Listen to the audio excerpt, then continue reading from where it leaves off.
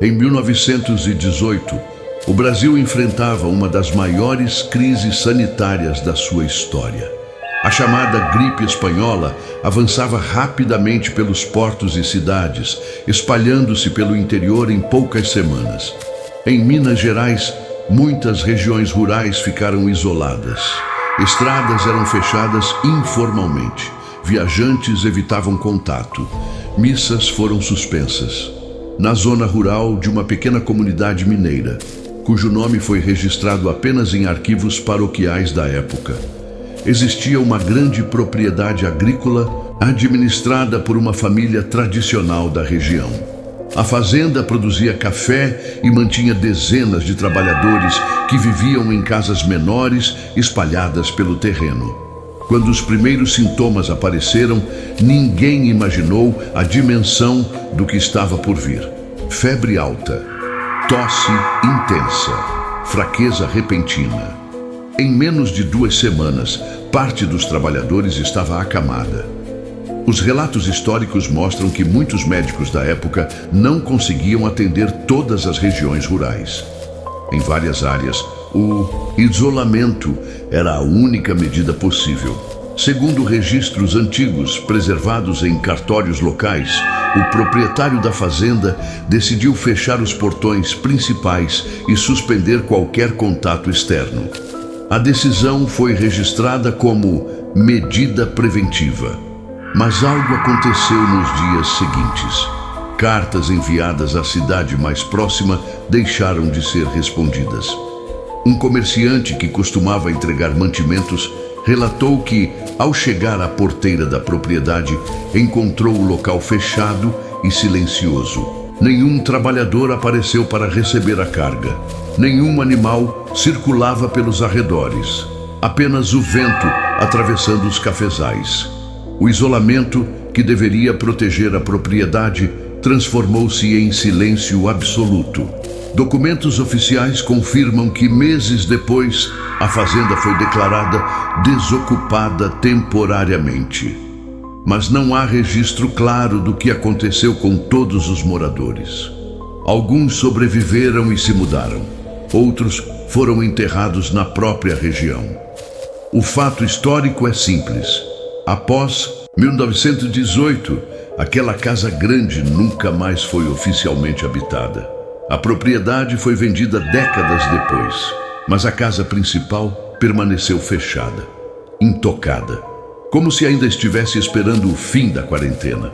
Ao longo da década de 1920, a propriedade mudou de dono pelo menos 2 vezes. Registros de compra e venda indicam que o terreno continuou produtivo em algumas áreas, especialmente nos cafezais mais afastados. Mas a casa grande nunca foi reocupada.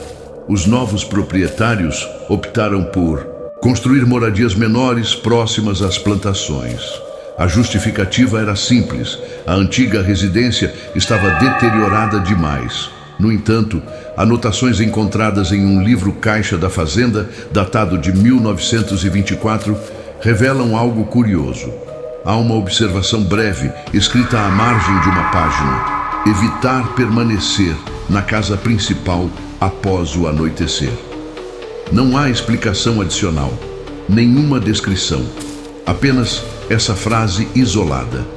Relatos orais da região, transmitidos ao longo das gerações, afirmam que alguns trabalhadores evitavam passar pela frente da antiga casa grande à noite.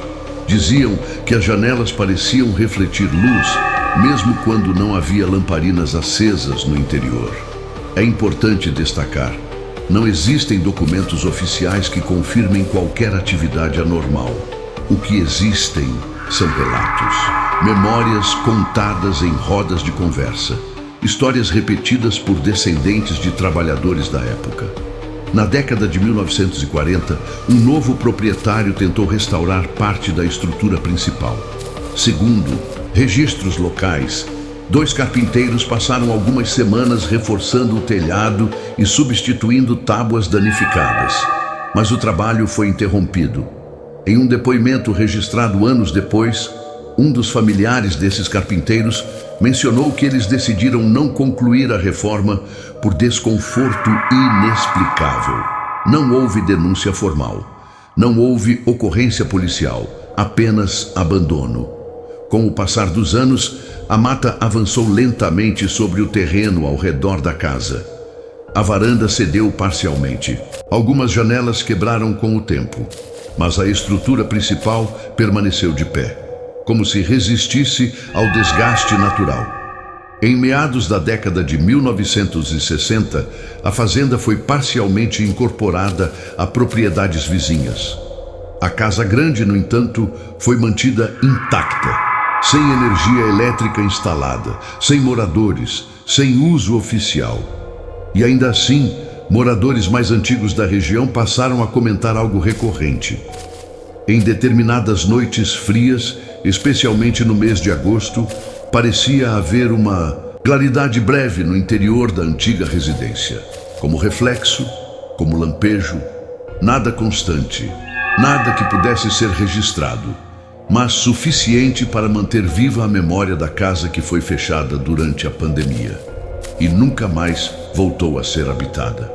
Em 1998, 80 anos após a pandemia que levou ao abandono da Casa Grande, a antiga propriedade voltou a ser mencionada em um contexto oficial. Naquele ano, uma empresa regional realizou um levantamento topográfico nas áreas rurais da região para atualização cadastral.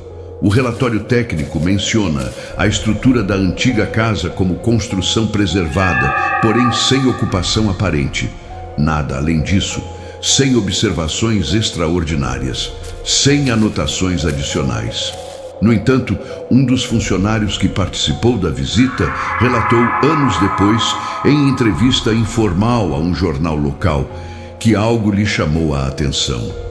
Segundo ele, ao final da tarde, enquanto os equipamentos eram recolhidos, notou um brilho discreto vindo do interior da casa. A princípio, acreditou ser reflexo do sol poente atravessando as janelas quebradas. Mas o brilho parecia quente demais para ser apenas reflexo. Amarelado, estável. Ele comentou com um colega que não viu nada de incomum. A equipe deixou o local antes do anoitecer.